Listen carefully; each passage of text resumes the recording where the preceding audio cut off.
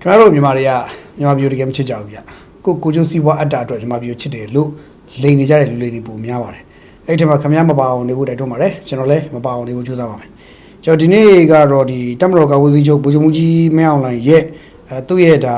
ဟိုလိုပြောရနောက်ဆုံးနှုတ်ဆက်မိန်ကုန်းလို့တော့ပြောတက်မတော်နှုတ်ဆက်တဲ့နှုတ်ဆက်မိန်ကုန်းလို့တော့ပြောရမယ်သူမိန်ကုန်းလေးပေါ့နော်မိန်ကုန်းလေးတွေကိုကျွန်တော်ကောက်နှုတ်ရမှာပေါ့နော်ဆိုတော့သူ့မိန်ကုန်းလေးတွေကိုကောက်နှုတ်တဲ့ခါသူဘာလို့တော့တွေ့ရလဲဆိုတော့ဒါသူတို့တက်မတော်ရဲ့ဒီတက်မတော်ကကျွန်တော်တက်မတော်ဟာဒီလွတ်လပ်ဆုံးရှုံးပြီးတော့လွတ်လပ်ပြန်လဲကြားရဖို့ကြိုးစားတဲ့အခါမှာအင်္ဂလိပ်ကိုပြန်တိုက်တဲ့အခါမှာဂျပန်နဲ့ပေါင်းတယ်နောက်ဂျပန်ရဲ့ရုပ်မှမှုခံရတယ်ဒါတွေကိုသူတမိုင်းမှာကျွန်တော်တို့နောက်သားတွေမမေ့အောင်လို့ထပ်ပြောတယ်ပေါ့နော်ကျွန်တော်တို့ဒီနေ့သူ့ရဲ့မိန်ကုန်းကပြောရရင်တော့တော်တော်တောင်းတိုးတဲ့မိန်ကုန်းတစ်ခုလို့ကျွန်တော်နားလည်သွားတယ်အရင်တော့သူမိန်ကုန်းတွေကိုသေချာပြောလို့ရှိတယ်အခုတော့မိန်ကုန်းကိုသူတော်တော်လေးနဲ့အဆုံးသတ်ပေးတယ်ပေါ့နော်အများကြီးသူရှည်လျားထွေပြားအောင်မပြောဘဲနဲ့သူလူတို့ရှင်းလေးအဆုံးသတ်ပေးသွားတာတွေ့ရတယ်သူ့မိန်ကုန်းတွေထဲမှာတော့ပွင့်ရတော့ဒါတက်မတော်ရဲ့အခန်းကဏ္ဍတက်မတော်ဟာတိုင်းပြည်ရဲ့ဒီတိုင်းပြည်ကိုတက်မတော်ဥဆောင်နေရခြင်းဟာရှင်းပြောရင်တော့ဟိုတိုင်းပြည်ရဲ့လိုအပ်ချက်ဖွဲ့စည်းပုံချန်ဥတွေရဲ့ပေးထားချက်တွေအရာသူတို့ထမ်းဆောင်ရတယ်ဆိုတာမျိုးတွေနောက်မဲမတမာမှုတွေ NLD အစိုးရရဲ့ဒီမဲမတမာမှုဖြစ်စဉ်တွေနဲ့အာဏာအလုံးစုံလုပ်ဖို့ကြိုးစားချက်တွေဒါတွေကြောင့်သူတို့ထမ်းဆောင်ရတယ်ဆိုတော့ဟာမျိုးတွေနဲ့သူတို့အနေနဲ့ကပြည်သူလူထုကိုပေါ်ကောင်းတဲ့လုံခြုံရေးစနစ်တွေကြိုးစားပေးမယ်ပြည်သူလူထုရဲ့အသက်အိုးအိမ်စီစဉ်ကာဝဆောက်ရှောက်ဖို့သူတို့ကြိုးစားမယ်ဒါတွေသူဥတည်ပေးသွားတယ်ပေါ့နော်ပြီးတော့ဟိုတက်မတော်ပြိုကွဲဖို့ကြိုးစားနေတဲ့အဖွဲ့အစည်းတွေဒါတွေနိုင်ငံတကာအဖွဲ့အစည်းတွေပြည်တွင်းမှာရှိတဲ့ဒီကျွန်းတပေါက်အုပ်စုတွေဒါတွေအကုန်လုံးရဲ့အနေရန်ဆွေတို့တက်မတော်ဟာကြံ့ခံပြီးတော့ဒီနေ့ထိစီးလုံးညီညွတ်စွာဖြစ်တည်ရှင်သန်လာစေခဲ့တယ်ဆိုတဲ့အကြောင်းတွေဒါတွေသူပြောရတယ်နောက်ကဒီပြည်သူ့လုံခြုံရေးစနစ်နောက်ကပြည်သူ့စစ်မှုထမ်းဥပဒေဒါတွေတော့ကိုလည်းသူတက်မတော်ဟာဒီဘက်နှစ်မှာသူ့လက်ထက်မှာသူအကောင်းဆုံးနောက်ဆုံးနှစ်တွေမှာလုံနိုင်ခဲ့ပြီလုပ်ပေးခဲ့ပြီဘာပြောဟိုပို့ပြီးတော့ဟိုဒီစနစ်တွေနဲ့ဒေသပြည်သူလူထုရဲ့အကျိုးစီးပွားလုံခြုံရေးတည်ငြိမ်ရေးချမ်းရေးတွေကိုဥဆောင်ပေးနေပြီပေါ့စပေးနေပြီပေါ့နော်နောက်တော့လွတ်တော်ကိုယ်စားလှယ်နဲ့ပတ်သက်ရင်လည်းဒီလာမယ့်လွတ်တော်ကိုယ်စားလှယ်တွေကတိုက်ပြီးတော့လှုပ်ကြဖို့ဆိုတဲ့ကိစ္စတွေနောက်တော့နိုင်ငံတော်ရဲ့ခြေခံဥပဒေကိုတက်မတော်အမြဲတမ်းအစင်စိုက်ကာဝဆောက်ရှောက်သွားမယ့်ကိစ္စတွေပြီးတော့ခြေဥပါတဲ့ဒီ Federal ပြင်ဆင်ရေးစနစ်တွေနိုင်ငံတော်တည်ဆောက်မှုတွေရှေ့လာမယ့်ဟာတွေပေါ့နော်လုံခြုံရေးကော်မရှင်ရဲ့ကူညီရမယ့်ကိစ္စတွေဒါတွေကိုသူပြောပါတယ်တက်မတော်အနေနဲ့ကလာမယ့်အစိုးရရဲ့သွားမဲ့လမ်းစဉ်ပေါ်မှာသူတို့ထောက်ခံအားပေးကူညီမှုအပြည့်သွားမယ်ဆိုတာမျိုးတွေပြောပါတယ်ပြီးတော့လွတ်တော်မှာ Federal ဥပဒေစနစ်ကိုတည်ပြီးစကားပြောသွားမှာပေါ့နော်ဆိုတော့ Federal ကိုသူပြင်ဖို့ကိစ္စလေးလည်းပြောပါတယ် Federal ကိစ္စတွေပေါ့နော်ဆိုတော့တက်မတော်ကပြည်သူလူထုအတွက်ဆိုတာမျိုးဖြစ်ရမယ်ပြည်သူလူထုကြားပြည်သူသားအမိပြည်သူသားအဖဆိုတဲ့စိတ်နဲ့တက်မတော်ရှေ့ကိုခီးဆက်ရမယ်ဆိုတာမျိုးတွေပြောသွားတယ်နောက်တော့ online လိမ်လည်မှုနဲ့ပတ်သက်ရင်လည်းကမ္ဘာနဲ့ချီပြီးတော့ဒီဖြစ်ပေါ်နေတဲ့ online လိမ်လည်မှုနဲ့ပတ်သက်ရင်မြန်မာနိုင်ငံပူးပေါင်းပါဝင်ပြီးတော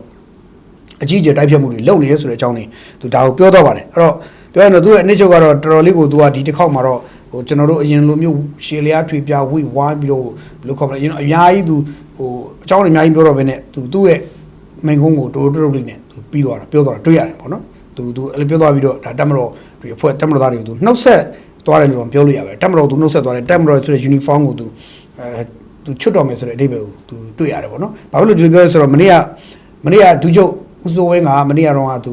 ဒီတက်မတော်သားဒီ YO ကျွန်တော်ဘာလို့တက်မတော်သား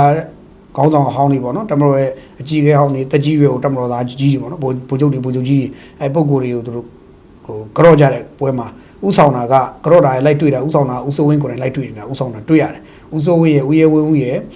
့ဦးကျော်စွာလင်းရဲ့သူတို့တော့ကဥဆောင်နေတာတွေ့ရတယ်ပြီးတော့ခါတိုင်းဆိုရင်တက်ချုပ်ဖြစ်တဲ့ဗိုလ်ချုပ်ကြီးကိုယ်တိုင်ကသူကိုယ်တိုင်သူ့ရဲ့သူဇနီးနဲ့တူလိုက်ပြီးတော့ဒီလိုဒီ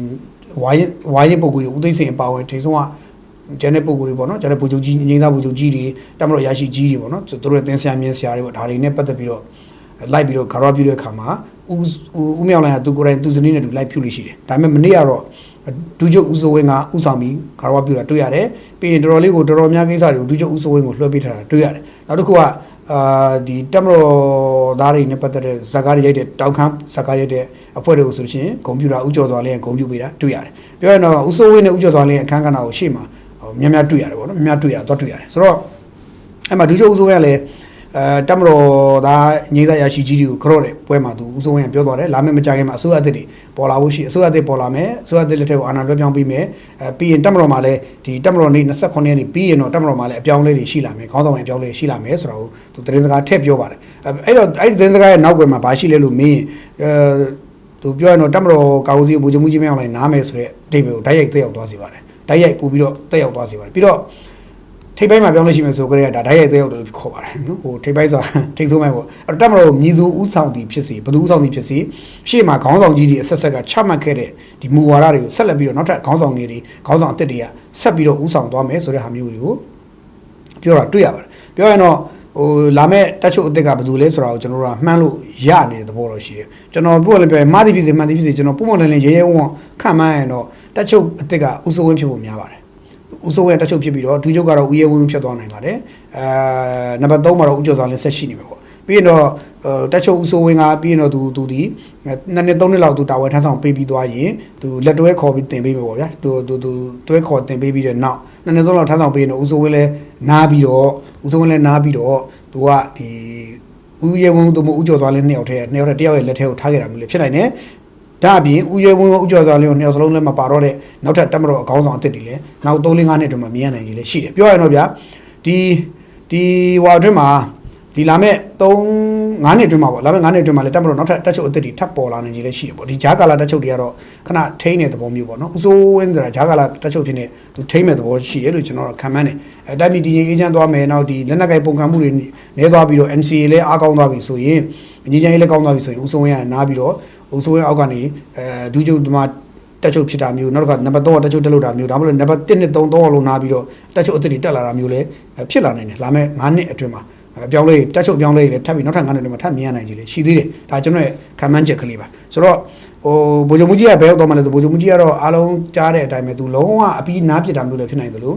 သမရလောင်းအစိုးတည်သွင်းခံရလို့သမရလောက်ရတာလည်းဖြစ်နိုင်တယ်ဒါနှစ်ခုစလုံးဖြစ်နိုင်ရရှိတယ်ဘာပြောဒါပေမဲ့တက်ချုပ်အနေနဲ့ကဗိုလ်ချုပ်မှုကြီးအနေနဲ့ကတော့ဒီ29ပြီးရင်28မနေ့ပြန်တည့်ရက်သူတက်မလို့ကောက်သူချုပ်ဖြစ်နေသူဆက်ရှိနေဦးမယ်မနက်ဖြန်28ဆက်ရှိနေဦးမယ်29အထိလည်းဆက်ရှိနိုင်နေသေးတယ်ပေါ့နော်28ပြီးတော့29လောက်မှာသူ့ကိုယ်သူအနားပေးလိုက်သေးတယ်ဖြစ်နိုင်တယ်ပေါ့နော်သူ့ကိုယ်သူ29ညမှာသူ့ကိုယ်သူအနားပေးလိုက်သည်ဆိုတာမျိုးကြီးညာနိုင်ကြီးရှိတယ်ခံမှန်းတာဒါခံမှန်းတာပါကျွန်တော်ရဲဝံခံမှန်းလိုက်တာပါနော်29ညမှာသူ့ကိုယ်သူအနားပေးသည်ဖြစ်နိုင်တယ်ဒါပေမဲ့28ညအသုံးမ29ညပေါ့ဘာလို့